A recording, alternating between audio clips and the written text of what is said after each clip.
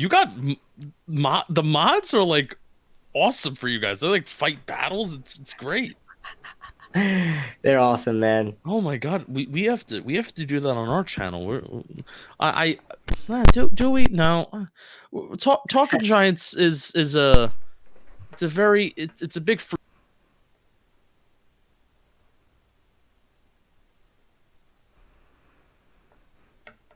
They're different from each other, and All right, I there think he is. I'm back up, but I don't think it'll use the same stream key, so I might just post the I link to wherever think. to start it. Hold on, but if you're in the same stream, I think you'll use the same stream key. I I'm think. refreshing this page, and I don't know, I don't see it. Can somebody check real quick on my channel? I'm Where is on it? it. Oh, but you're on the same. You're using Streamlabs, right? Yeah. Okay, it should be the same stream key. If it's the same exact stream key, it should resume your stream. I hope it does. Let me see. I'm just in case. I'm going to post this link in the new Oh, chat. I have KB no just idea. left. Oh, he just dipped. That was crazy. It crashed for me too. I have no idea what just happened. Real quick, I'm gonna go in here try and find the old stream if possible, and then post the link. Yeah, post the link over here. I, oh man, I can't comment for some reason. Skip ads, and there's not even a comment section. Ah. I just said to the chat, Jason Garrett shut down the stream. Is there any way to direct them over here? I have no idea if there's a way to direct them over here, but damn. Damn. Let's see. Let's I see. have Let's no see. Let's idea. see. Hold on. Let me see. I was trying to go on YouTube, and I accidentally clicked Yeah, off what of up, this. everybody? Shout out to everybody in here. Thank you all for coming back in. We had like 50 people over there. I don't know. They might all just not know that we're over here now. As my bad. I'm surprised that it used a different stream. It streamed it. So am I. I'm very surprised about that. I mean, I'm me not even too. seeing it pop up. I think it's now they're waiting until I think that now YouTube's waiting to process it to put it up, so we can't even see it. I can't even see it. All right, I'll put it in the old chat. You still have access to the old chat? I think I do. If you can, go ahead and post it there, yeah. By Never the way, mind. thank you all for tuning. Oh, I you don't. can't? I don't anymore. I did. I don't anymore. Damn. Ah, Alright. sorry. This is what I'm gonna do. I'm gonna share it back on Twitter and be like, stream crashed, everybody's over here, and thank you for those of y'all in here right now that are kind of bearing with us, and then we're gonna get back up. In the meantime, yeah, you guys, I guess you could continue where you left off, because I crashed first and then the entire stream crashed. Yes. So what I was saying, I was finishing off the point with Rob Sale. Why it's beneficial that he was hired along is because not really a guy that was forced, that seemed to be forced on Joe Judge, maybe like Jason Garrett, maybe like Mark Colombo, where he had that connection with them. They were at the University of Alabama together. Even Burton Burns was there. I maybe Burton Burns was there at some point. Or he was the running back coach. He's also running back coach that we have now. So they were all together. It doesn't seem like Rob Sale was forced on Joe Judge. This was a hire that was really it was a long process. I mean, most coaching staffs I feel like are pretty complete right now. As you know, Super Bowl just ended. Yeah. So one of the things that I actually little teaser. We are hopefully interviewing a beat reporter on Monday night for Talking Giants, which will have the podcast Hey, nice job. Yeah, which we'll have the podcast that comes out on Tuesday. Is it Matt Lombardo? No. I was about to, oh god, I was gonna show up there. No, we refuse to interview Matt Lombardo. Yeah. Hey, Oh, shout out to God. She Got Sports in the chat. She Yes. got sports. I What didn't up, even Lauren? know this. Apparently, she works at John Boy Media as well. Oh really? Yes. Oh, this is Lauren. Oh, hi, Lauren. Hi, Lauren. Nice to see What you. up? What Yeah. up? Yeah, Lauren works at John Boy Media too. She does a great job on some of the Friday medley videos, and Lauren also does a great job just putting out content like a game ends and she's got a video out on it, which is awesome. She is on it, dude. I mean, Yeah. any game it was, whether the playoffs or even regular season games, she was on it. So Yeah. good on you, Lauren. Yeah. So words, expressions, thoughts. Oh, interview. And one of the things that I want to ask beat reporter is, was this a hire that was made out of kind of like a panic where, oh, there's not a lot of time left, all these coaching staffs and coaching slots are being filled, so the Giants kind of just made this hire? or was the offensive line coach hire a move that was methodically planned? Did Joe Judge get his guy? Did the Giants get their guy? So that's going to be the thing that I'm going to ask. And what is the sense of what's the impression that's coming out of the Giants organization and the building? Gotcha. Yeah. And the reason I loved it so much is I think you mentioned it, all the connections on the staff, not only to Judge, but like Judge is connected to everybody he brought on. So in a way, everybody's just connected, you know what I'm saying? I like that about the Jeremy Pruitt coaching hire as well for the linebackers, which I kind of speculated maybe Jeremy Pruitt isn't even because he was hired to be the I think the outside linebacker coach. I think he's gonna actually be the inside. I could be completely wrong about this, but I think he could be the inside linebacker coach because Kevin Sherrer could shift out to outside. Sherrer was an outside linebacker coach, and he was also the outside linebacker coach at Georgia when Lorenzo Carter played there as an outside linebacker. So I'm like, that is something that could potentially happen. And what's his name? Pruitt was actually an inside linebackers coach at Tennessee before he became their defensive coordinator. So it's like versatility amongst the coaching staff as well. Also, Pruitt is very overqualified for the job. Mm-hmm. Like he literally went from being a defensive coordinator in the collegiate in NCAA for like SEC teams from 2013. Then he was the Tennessee head coach, and now he's a positions coach in the NFL. That's kind of weird. So That's kind of weird. I mean, but what does that tell you about we Judge, love, bro? Yeah, we love some Judge? exactly. We love some overqualified guys in there. Like, listen, we have 3 former head coaches at the NFL level on our roster right now. I mean, say what you want about Jason Garrett, he's former NFL coach. Well, Kitchens. Then we have Kitchens, and then we have our coach now with Joe Judge. So we have 3 potential like head coaching qualified guys in there. So Joe Judge knows what he's doing, and that goes back to experience. That how they want guys with experience in there, and they definitely have that. Everybody's experience. All our coaching staffs are like first year guys. So I know this isn't the most entertaining conversation, but when you think about the Giants coaching staff too, and how many guys are former college coaches, what does that tell you, and or at least what it tells me about who the Giants coaching staff is and why Joe Judge actually does what he preaches. He wants to bring in teachers, and one of the things that you have to be as a college coach, and this is also a critique of a lot of NFL coaches too. We have a big problem in the NFL with retread head coaches. Why is I can understand why Mike McCarthy is given another chance, but why is so-and-so guy, given so many chances at being a head coach? Why is Adam Gase being given so many, chances to be a head coach? Wasn't he being rumored to being interviewed for the Eagles job? I mean, come on. I love that so much. Yes. What are we doing? He shouldn't it. even be rumored to be interviewing for a job, let alone actually be granted an interview.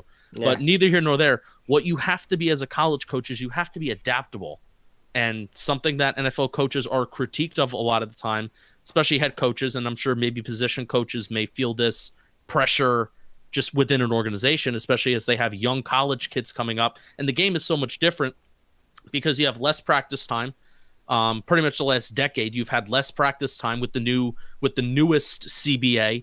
You're not spending as much time in pads. You're not spending as much time, with live, replicating live practice. Right. Yeah. So why it's so important to have teachers on the staff, especially guys that can coach in the classroom. That's what these college coaches can do. They're adaptable and they are teachers rather than NFL coaches who have been around for maybe a long time. The game has kind of changed on them, not just the game of football itself, but how you are practicing and teaching the game of football. That's probably changed more than anything. And Tana brings up a good point here. He says he loves the sale pickup. One thing he's sure of is that they're going to be running a lot. Yeah, with this right here shows that we're probably going to be very much a run first team because that's just the offensive coordinator that he was. Quarters 1 through 3, yeah, the Giants were one of the teams that ran the ball the most in the NFL. I think they were like top 5. And then quarter 4, they had the 4th highest pass rate in the NFL. Because I think they're always playing catch up. Yeah, and even they get desperate. They were getting desperate. Yeah. I feel like in 2019 they were playing from behind more, but the Giants ultimately do need more balance, and that's not a hot take. But you just look at the run-pass ratios in terms of when they were running and passing. Now, if you look at it from a quarter 1 through 4 basis, it's like, oh yeah, the Giants were kind of maybe close to a 50-50 split. But if you look at it from quarters 1 through 3, largely when the game is pretty close, the Giants were just really, really running the ball at a much higher rate than average. And knowing how the Giants were not scoring points last year, there needs to be more balance in the offense. I'm not asking them to be the Kansas City Chiefs throwing the ball 70% of the time, or even the Buffalo Bills where they were doing the same thing with Josh Allen, but there needs to be a little bit more balance. So, what we're really just hoping for what I'm hoping for out of Rob Sale is helping Andrew Thomas take another step, helping Nick Gates take another step, helping Lemieux take another step, and figuring out what Parrott, and figuring out what the hell we're going to do with Will Hernandez.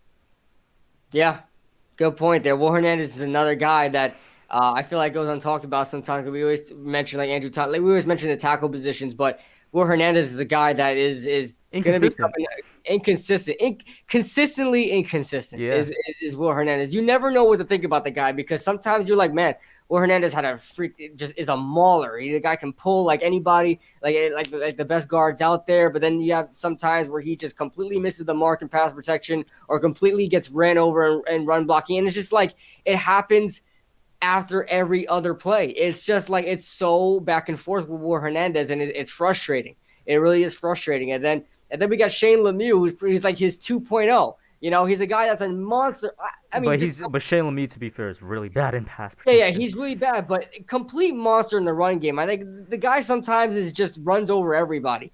But then in the passing game, the guy just gets swimmed and like swim moves, bull rush, everything you could think of, every move you could think of, he's gotten beat by. Like he doesn't have a strength against any move in the pass rusher's arsenal. He gets beat by everything. Mm-hmm. So it's hard. It's hard to decipher who's the better guy and who's the guy moving forward. It's like none of these guys are, you know? So that's how it feels like to me. And Blues out here dropping some college stats. Thank you, Blues. He says in his second season, Rob Sale helped the Raging Cajuns break numerous offensive school records, including total offense with 6,918 yards and total touchdowns 69 and most rushing yards 3,604. Nice. Yeah, nice. But that's, I mean, yeah, I've heard nothing but good things about Rob Sale from Raging Cajun fans, you know, on Twitter and stuff. So I'm definitely excited for him.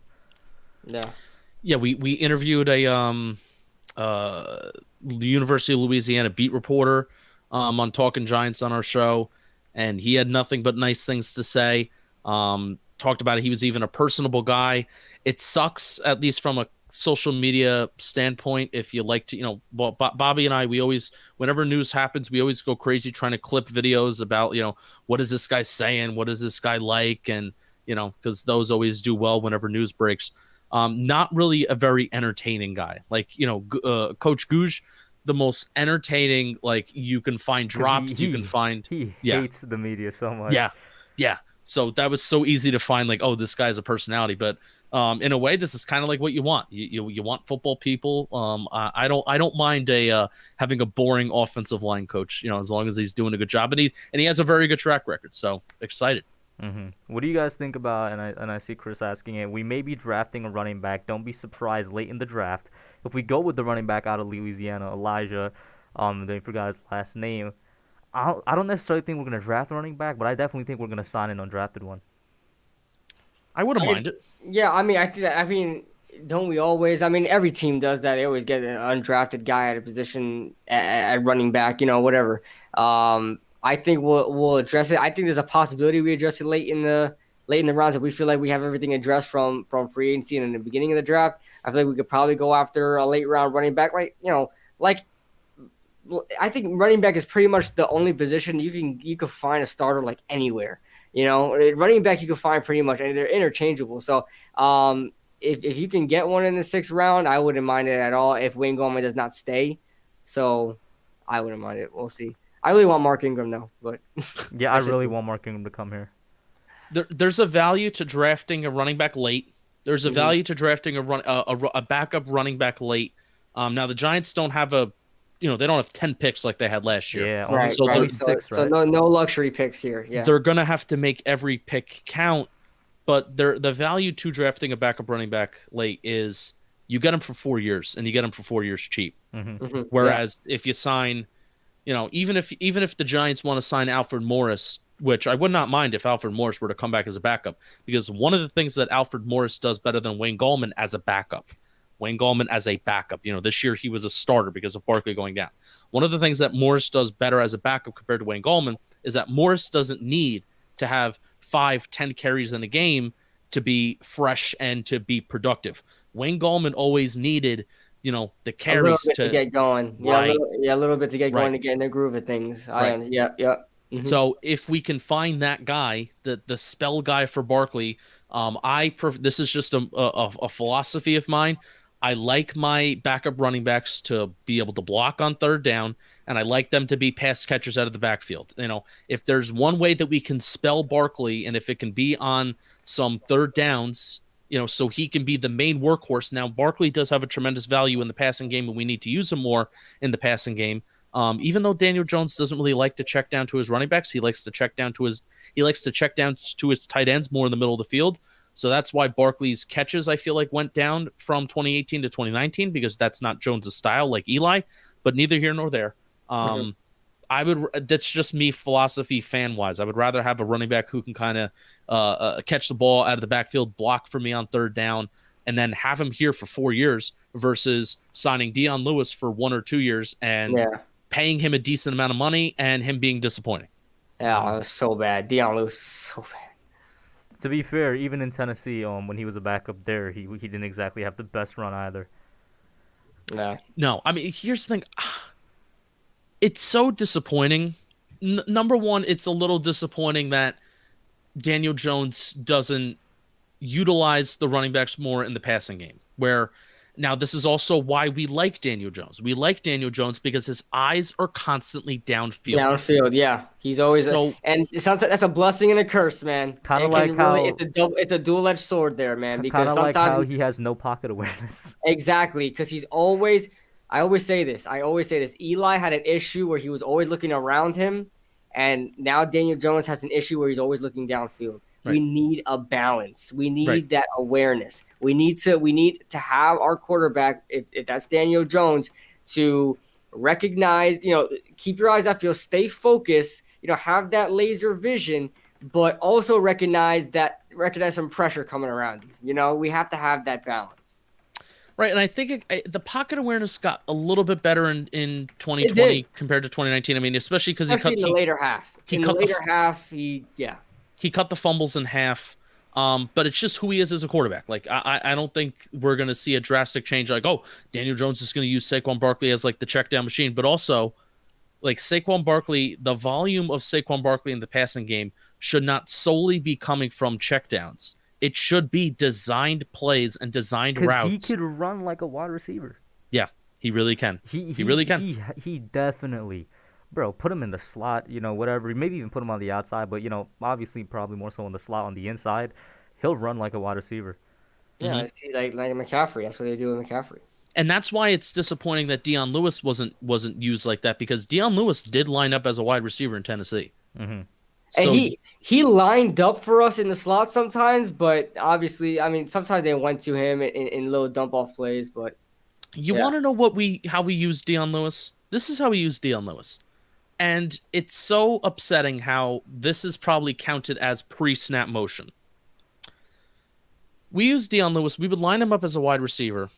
Then put him back in running back. 90% of the time, what we would do, and if I'm noticing it, and I'm a simple-minded fan, if I'm noticing this, NFL defensive coordinators are noticing this. Yes. Every single time the Giants would line up Dion Lewis as a wide receiver, they would motion him back into the backfield, and a linebacker would follow him. Now, all right, we just got some breaking news, and I need to verify this. Oh, really? I don't believe this. No, I don't. I don't believe it. Okay, never mind. Yeah. Who is JHZC? I don't know. I currently don't like you. I'm sorry. Currently don't like you. I saw breaking news to Deshaun Watson and I got scared. Don't do that to me.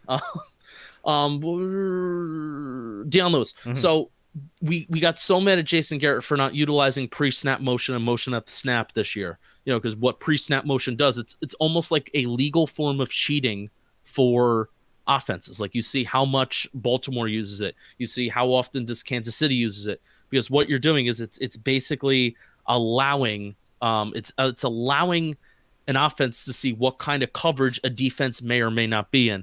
Chris just said something very funny. Yeah, and also Superman Raid. I think that's Bobby, isn't it? Traded Deshaun Watson for It's Jason for Garrett. Jason Garrett. I would do that immediately. Bobby, of Oh, course, Bobby, of course, has to come in the moment I start screwing up, in the moment I start getting distracted, of course. So, but it's a shame. It's a shame how that little Dion Lewis play of him being motioned in from wide receiver to running back was counted as pre-snap motion when Yeah. literally everybody knew it was coming. It's the funniest thing. And I noticed that too, and I know that's a pretty simple way and a very vanilla way to kind of identify the man and zone. But like when you just start, you just waste a pre-snap motion. You waste your Yeah. opportunity there by trying to. You could do that with any other guy. It defeats the purpose. and- It defeats the purpose. And that goes back to what we've been saying about Jason Garrett this whole time: not using your players to your strengths, and that's pretty much been the weakness of this team. Oh, And it's, Dion it's, Lewis it's knows that. Simple Man Radio. I literally just caught on. It's Bobby Skinner chat. What up, Yeah, Bobby? yeah, it's Welcome Bobby. in, man. Yeah. I just caught that. I'm a little bit tired, in case you guys can tell. Yeah. But yeah, guys, go over check out Superman Radio, Talking Giants as well, which is linked down below. I got a question here from Rahul. Now, this is somebody I haven't looked at. I don't know if any of you guys have looked at him. He said, "How would you guys feel about drafting Amari Rodgers in the 3rd round? He's a versatile player who I think played both running back Justin- and wide receiver at Clemson." Justin was talking about him a couple of weeks ago Well, when we had him on, right? I want Simple Man Radio. Whoever's running Simple Man Radio may or may not be Bobby Skinner. I want Simple Man Radio to leave his thoughts on Amari Rodgers, wide receiver out of Clemson, I believe. Mhm. Yes. Yeah. Bobby Skinner loved him at the Senior Bowl, and he's definitely an option. You know, we're talking about what the Giants may need and what the Giants may do.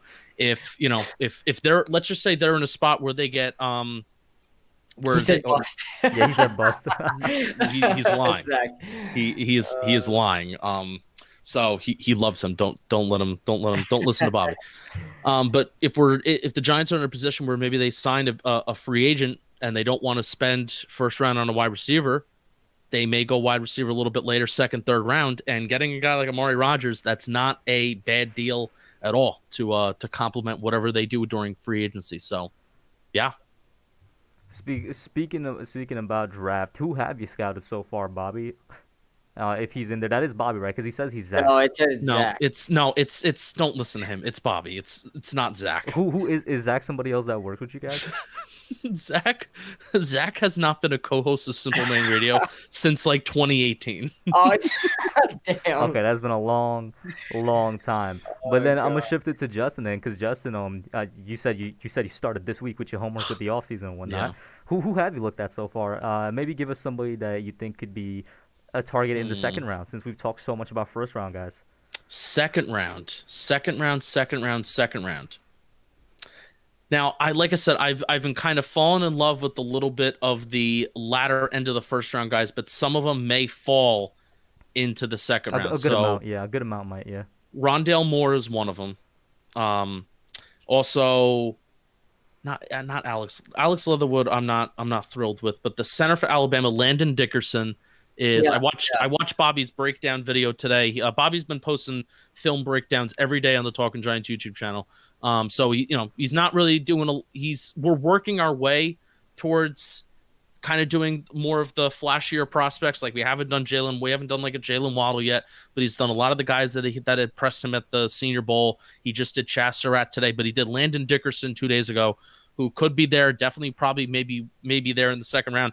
Now, this contradicts the Giants' history of taking guys maybe without an injury history, but definitely Dickerson has the experience with playing. He was a full-time starter in 2019. Full-time starter in 2020, obviously did have that injury towards the latter end of the season this year. But Giants could be looking to upgrade either at center, and you can put Nick Gates at guard, which I think that would be awesome. Or you can put Landon Dickerson at guard, because I honestly don't know what Will Hernandez's future is. I think his future is kind of in doubt. So, and Shane Lemieux is a 5th round pick. I don't think we should be relying on Shane Lemieux. Again, make it a competition. I don't think we should be relying on Shane Lemieux day one to be compete like to be our starter. And Speaking of also we which, don't know what's going to happen with Kevin Zeitler too. Speaking of which, and speaking of a center, this was from part one of the stream that crashed. Yes. I never got to get to it. Justin Hubner, I could still pull it up. Thank you so much for the $2 super chat. I don't know if he's back in here yet, but he said thoughts on taking Creed Humphrey at 42. Landon Dickerson's the man for me right now. We still got to look into it more, but Landon Dickerson's the man where he has that toughness. He's coming from the SEC, which you want to talk about. Anybody from Alabama, Joe Judge is going to have the inside scoop on who these guys are and what they're about. So that's also the part to where if Joe Judge is taking a guy from Alabama like McKinney, they're the real deal. Whereas, not to say that guys from the Big 12 can't pan out, but it's also a different scheme. It's a different offense than what the Giants are running. It's a different pace. It's a different tempo. Whereas Alabama, I feel like that very much fits what the Giants are trying to do. It's more of a pro-ready conference, more of a pro-ready system. So Dickerson is the guy right now for me. Bobby Skinner kind of convinced me on him. I think he already left. He's a bad guy. Just comes in here spewing lies that the Jets traded for Watson, and then he says it's not him, it's actually Zach. So what a bad guy he is. By the way, shout out to Jersey Life in here. He says you almost missed it, Jersey. You probably missed the majority of it, which was part one of the stream because it crashed. Yeah. It's on the channel. It should be up on the channel though. This is kind of part two, more the end tail part. Simon Z says, anybody know when free agency starts? This part of the season is always that. This is true. That little part between Super Bowl and the actual start of the free agency is a little bit dead, but I think it's March 17th, right? Yes, in mid-March. March time, yeah. When does the new league year start? Yeah, March 17th. Yeah, KB, you're right. People in the chat are indeed saying March 17th. Yeah. I mean, until then, we'll see what happens, man. We'll keep you guys entertained. I mean, I got my new skit out, which still has yet to. YouTube been slamming me on my notifications, but guys, go check out the new skit. It's a Super Bowl one, and Patrick Mahomes gets knocked out. Of course, I play Patrick Mahomes, so I get knocked out, and it is what it is. But guys, get your last questions in here. I'm probably gonna wrap it up soon. While those last questions are coming in, Justin, any topic we didn't cover, or any prospect that maybe you want to throw out there and talk about. Can we finish up with the Super Bowl? Oh, for sure.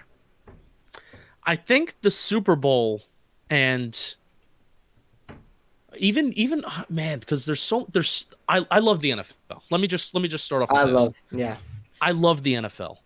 It's so organically. I don't know how they do it. I don't know if it's by accident or I don't know if they got evil geniuses in New York and the offices in New York just coming up with this stuff. But the way that they have their schedule, their off-season schedule, the way that the NFL rolls, there is never a down period. The Super Bowl just ended, and I feel like the conversation around quarterbacks, the conversation around the future of certain teams. Now, this is even, the Giants, there's not really much going on. We just finished our coaching staff, so, we're talking about draft, we're talking about free agency. But across the NFL, I think there is such a conversation.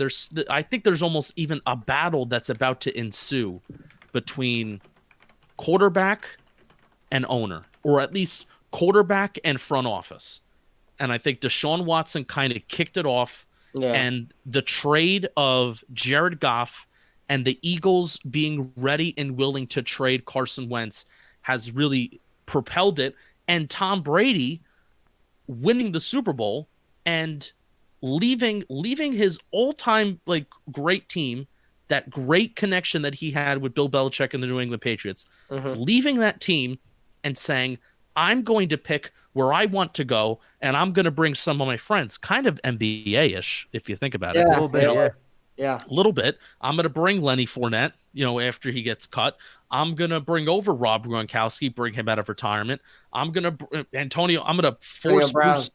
force Bruce Arians to sign Antonio Brown, even though Bruce Arians hates Antonio Brown's guts from his time in Pittsburgh. So, very NBA-ish, and I think it's going to make the NFL a lot more fun, where you also have NFL quarterbacks saying, I'm not going to, Deshaun Watson more specifically, I'm not going to play for you. Then you're going to have front offices playing hardball, but you're also going to have front offices say, to average to good quarterbacks that have not proven that they can win with their teams, those front offices are going to say, we refuse to give you top dollar, like Matt Stafford contract for the Lions. Does Matt Stafford deserve to be paid like a top 5 quarterback in the National Football League? Probably not. Does Jared Goff deserve an insane contract? Clearly No. not. The Rams just traded him. Does Kirk Cousins deserve an insane contract? No. Did Carson Wentz deserve it? They gave it to Carson Wentz based off of one MVP caliber season. Yeah. One season.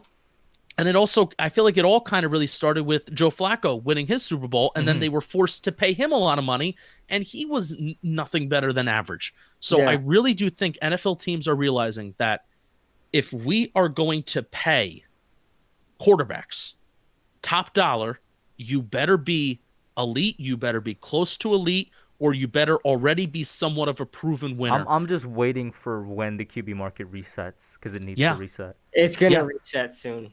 So that's why it's getting ridiculous now. So that's why the Dak. Mahomes, So that's why the Dak Prescott signing is going to be so important. Like what's going to happen with Dak? Because again, you're talking about, the Cowboys could play hardball with him, but you don't think if he hits the open market that somebody else is going to overpay for him? The Bears would overpay for him.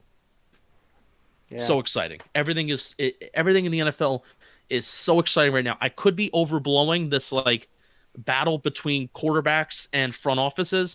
I could be overblowing it. I mean, you even had Russell Wilson going on the Dan Patrick show. Why did he do this, by the way? I don't know what... that kind of came out of nowhere. I saw Wilson basically saying he's tired of getting hit, and I'm like, well, that's coming out of nowhere, especially since last year you were being cryptic with the Seahawks as well, and you ended up re-signing with them. And another point is all of these guys, and not all of these guys, but it started with Deshaun Watson and now Russell Wilson asking to be a part of the personnel decisions. This is not the NBA. Yeah, it came out of nowhere. This is not. Russell Wilson at the and I don't know why Dan Patrick would ask this question. Clearly, this was an okay question to ask.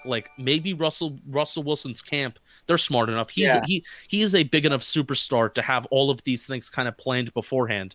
Where why would you ask Russell Wilson if he's on the market?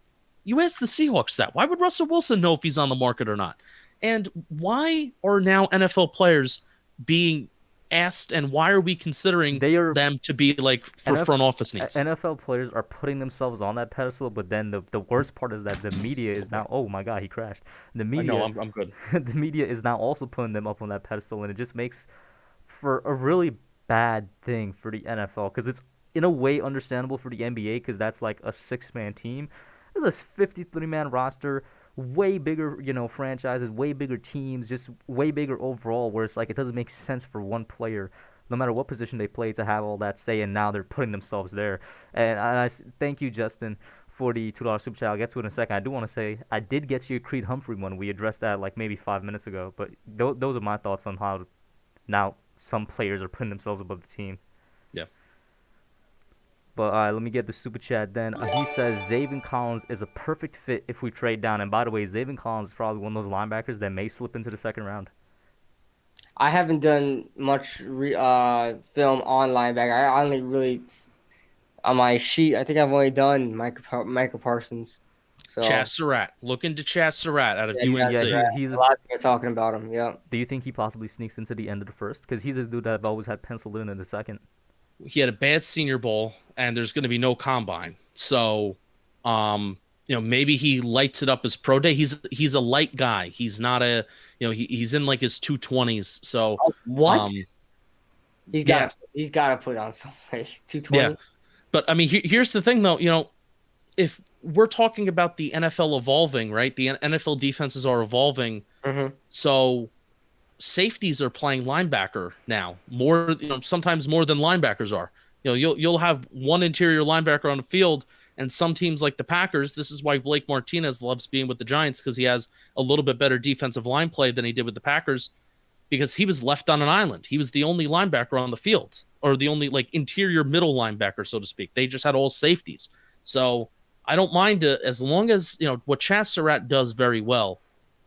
Chaz Surratt is fast, he's athletic, and he plays balls to the wall. And I will have Blake Martinez play methodical, have him be the one to make the smart decisions on when to make the play. But I want other guys around him to be balls to the wall, going after guys, filling your gaps, filling your holes, and, effing people up. And that's what Chaz Surratt does, and he plays fast, and I love that. Yeah. Yeah. Tana says everybody's going crazy on Jeremiah Wosu Koromora out of Notre Dame, but the guy's like 215. And Jeremiah plays pretty good at middle linebacker, in my opinion. Okay, gotcha. Yeah. So Viz said that Justin died on screen. Yeah, how was that, man? Was it an earthquake? Oh, yes. So what happens? I have a Logitech webcam that is placed at the top of my desk. So whenever my knee bangs into my desk for any reason, it's coming down. The camera just goes crashing down. So that was a good save by me. Usually, sometimes it could take me 10 minutes to get this thing planted, and then it falls down again. I'm proud of myself. It's on, and we're good. But the last thing to definitely end it off on, because we're getting right around the 11:30 mark here. I'm gonna ask you guys about the Super Bowl, how you guys felt about it, what was your thoughts on it?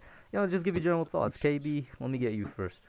I guess if you're a Bucks, obviously I'm surrounded by Bucks fans here where I am, and all my coworkers who just spam texted me as soon as it was over. I maybe it's me. I haven't enjoyed a Super Bowl in years. Neither have I, man. I haven't enjoyed a Super Bowl in years. So it's going back to, man, Pat. I mean, since Super Bowl 50, I have not enjoyed one. I didn't enjoy Super Bowl 50 either. So what is that? 6 Super Bowls that I did not. Yeah, enjoy? no, the last good Super Bowl in my opinion was probably 49. Yeah. That was Seahawks Patriots, wasn't it? Mm-hmm. So yeah, that was the last one I really enjoyed. I don't care about the outcome. I actually don't mind that the Bucks won. I like seeing different teams win Super Bowls. I don't want to see. I hate dynasties. So it is what it is. It's switching it up, making something different. But I was so tuned out by the beginning of the third quarter. Like, I just didn't care. We actually stopped watching where at my house. We actually stopped watching Super Bowl. We just played video games. That's it. We had it on the side on our phones. I mean, it was not fun to watch. But yeah. Yeah, and just real quick, Evan Spitsberg says, "What about Falcons? Falcons pass was a boring Super Bowl for the first 3 quarters, for the first 3.5 quarters actually." But yeah, go ahead, Justin. Yeah. I think. Well, first of all, I enjoyed the halftime show. I did not. I'll say this: I'm a big Weeknd fan, and my God, whoever planned that is straight disrespected this man. Well, here's the thing. You know what really messed it up was audio. The audio setup. They used the stadium audio. They used the stadium audio. Jesus. Who in their right mind? You know what's crazy? Everything messes up. We got left shark. We got something always happens in the Super Bowl that just screws up. Like, they're not prepared for it. They should have used. Whoever was the audio technician needs to get fired. Yes, they should have used his direct input on his mic. You could not hear a word this guy was saying. But keep going, Justin. I'm sorry. I as an audio guy, I'm like. Yeah, me too. No, like I said, they kind of did the Weeknd dirty with the way they set it up. Even from the beginning, I was questioning. I was like, what is this? Because there was no middle of the stage of the field like there usually is. They had him up. I liked that though. I liked how it was different. I was confused by that, and I'm like, I don't know how I feel about this. And then they went on the field, and it almost got me to like it again. Yeah, but I'm like, it seemed less grand than usual, but also the audio really messed it up, and I feel like they could have did with better song selections. Me being a Weeknd fan, there was definitely better song selections they could have used, but that's just me. I am now like a passive Weeknd fan where I like him, but I'm not gonna like go out of my way to listen to him. Right. So I really do think if the audio was better, I think everybody would have loved this show a lot more. But what a Super Bowl halftime show needs, and this halftime show did provide it, it needs a memeable, gifable, whatever moment. Yes, which bro, him looking, and they got him searching around. Bro. It immediately was a hit. Like, so I do appreciate that. I love memes. It's because what the Super Bowl is, and again, this is why the NFL is so good at what they do. It is unlike any other thing that happens in really in the world. The World Series isn't like this. The NBA, the NBA Finals, the NBA Finals is a collective moment. But yeah, the left shark, Shakira doing Yeah, yeah. I mean, I will say this though. Forgot about that. I forgot Listen. that. No. Super Bowl 54 is always goaded for me because of Shakira and J Lo just taking a moment to give us the fan service we asked for at one point. but there's moments, So and those horrible. moments, like those moments are still like referenced to, Yeah. on social media, and that's why the NFL is just so good at what Winning. they do. They're good at winning. All right, but my quick kind of thoughts on the game, and it kind of does relate to the Giants. The NFL and defensive coordinators, including Patrick Graham, they are finding out ways to beat quarterbacks who only and continuously throw the ball down the field. So while I am a guy who wants the Giants to throw the ball more down the field and create more explosive plays, and by the way, you don't have to, the only way to create explosive plays isn't throwing the ball down the field. You can get yards after the catch and et cetera, when you throw the ball intermediate. But look at what Patrick Graham did against Russell Wilson when we played them in Seattle, which was keep everything in front of you. Tampa Bay is notorious for having a high blitz rate. And I thought, like in my pregame kind of thoughts, I'm thinking Todd Bowles is not going to change. He's going to continue to blitz. He's going to continue to be aggressive. And what Mahomes is going to do is he's going to run around everywhere and anywhere, and he's going to throw the ball down the field because they're blitzing and they're leaving guys open down the field. Right. They did not do that. Right. They're base guys. Base Their packages. edge rushers won, which was helpful. I'll say this, Justin. I don't think they're figuring out ways. I think they're just executing because this is a plan that's been used before. You know what I'm saying? Yeah. Keeping it in front of you and just getting good pressure. Yeah. Yeah. So their edge rushers were winning, which helps. Your tackles were abysmal for Kansas City, which helps Tampa Bay. But keeping everything in front of you and forcing Kansas City to kind of do what the Giants offense tries to do, which is going 10, 11, 12 plays per drive. It's tough when you're playing good defenses. It is so tough to go 10, 11, 12 plays every single drive and consistently expecting 7 points, because what's going to happen? You're going to get a holding penalty. Somebody's going to drop a ball, which how many balls did Kansas City wide receivers and tight ends drop throughout the entire game? So if you put enough plays together in a drive, someone is eventually going to mess up. And you hope that's the defense, but sometimes it's the offense, where a holding penalty can kill a drive. A sack can kill a drive. A drop ball can kill a drive. And that's exactly what happened to Kansas City when they didn't have their big explosive play. And I'll say this as well. I said it in my reaction video. As much as there was a lot of questionable calls, and I think it ended up being Kansas City the third most penalized team in Super Bowl history in terms of yardage, I also said at the end of the day, no matter what, Tampa Bay just sort of outplayed them, and Tampa Bay was going to win that game because it's crazy to say it afterwards, but it looked like it was a complete mismatch. Like the defense of Tampa Bay just dominated the entire game. Yeah, absolutely. Right. And I guess my final thoughts on it, he almost dropped it again. My final thoughts on it would be, the one thing I did like the Super Bowl for is that A, it proved once again after a Super Bowl and where the offense won the championship that defense does truly win championships, and B, it just makes Eli and his 2 runs look that much better. Yes, it does. It does. Yep. Eli is where is it here? Slayer. Good time to have the camera not stable. Hey, there you go, Manning. There we go. The GOAT Slayer. But guys, we're going to close it out there. Thank you all for tuning in, man. This was a great stream. You guys stuck with us even after we crashed. All 50 of y'all came over here. Thank you so much, man. Shout out to everybody in the chat. The mods were amazing tonight. Sunday, Sabrina, Joel, Viz, Jaden, thank you all here. Of course, shout out to Tana in the chat. You guys kept the chat moving, had good questions. Thank you, Justin, for coming in, man. Hope you had a good time. Any last thoughts before we close it out, my man? Thank you. Invite me back anytime. I like to talk. I like to talk a lot. Sometimes I gotta say, Bobby Skinner stunts my growth. You guys just let me go. You guys let me be a peacock. You gotta. You ever see the movie you guys ever see the movie The Other Guys? I'm a peacock. You gotta let me fly. Yeah. So thank you so much for having me. This was a lot of fun. And KB, my man, any last thoughts? Yeah, another great stream. Love doing this show. It gets me refreshed. As you guys know, I haven't been posting too much on my channel, and I haven't been doing too much YouTube related things and football related things. There's been a lot of working going on. So this was a good refresher. We're back in it. and glad to talk some more football. So thank you guys for tuning in. As always, guys, once again, the viewers, you guys, the true supporters are the reason our channels exist, man. Big shout out to y'all.